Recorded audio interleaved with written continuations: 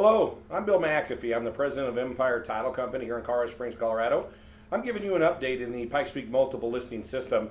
If you've watched my YouTubes in the past, I tend to have a little bit of fun with this because otherwise nobody would tune in. Anyway, I just wanted to say one of the requests I got was to sing this, and I will tell you, you do not want me to do that, but I did want to do just a little bit of Justin Bieber. I will never say never. I will fight for forever. There you go.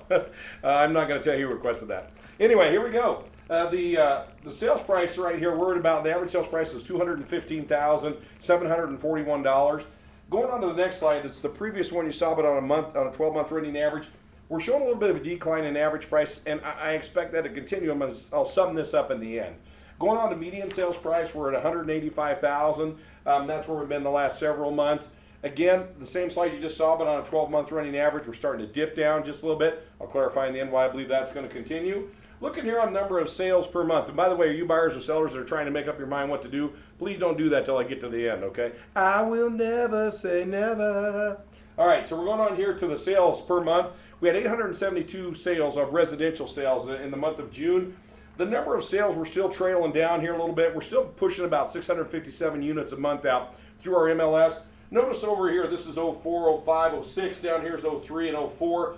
We're starting to come back into like 10-year running averages. So I'm not saying it's a fantastic market, but we are seeing some improvement.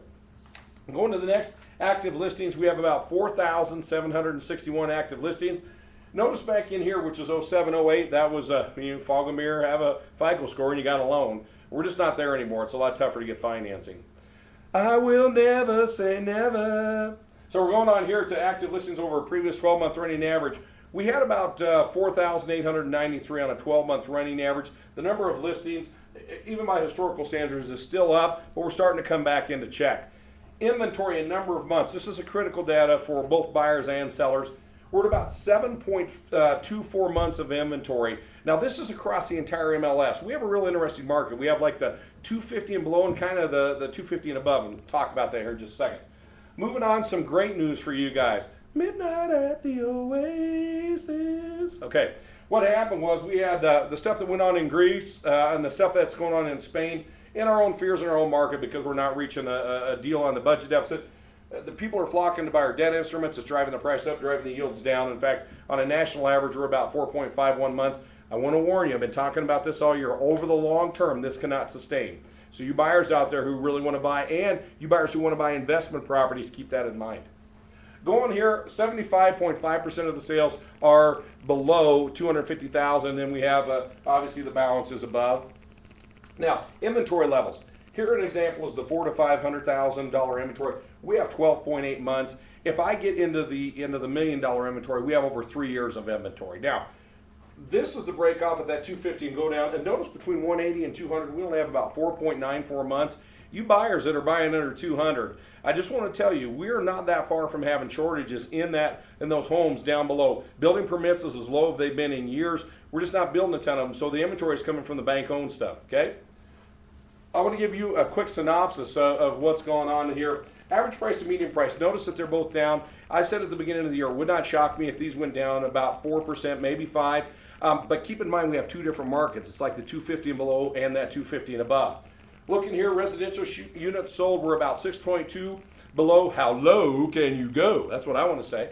6.2% in residential units, but remember we had that home buyer credit, which we had last year, and that did help the number of units sell. Ooh, looking here, number of, I went black.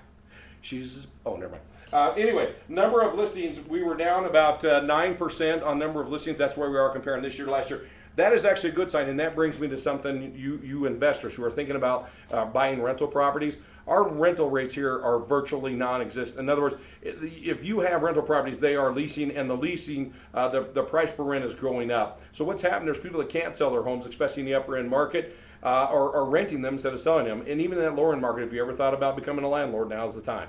Rates are fantastic, and the buys are good.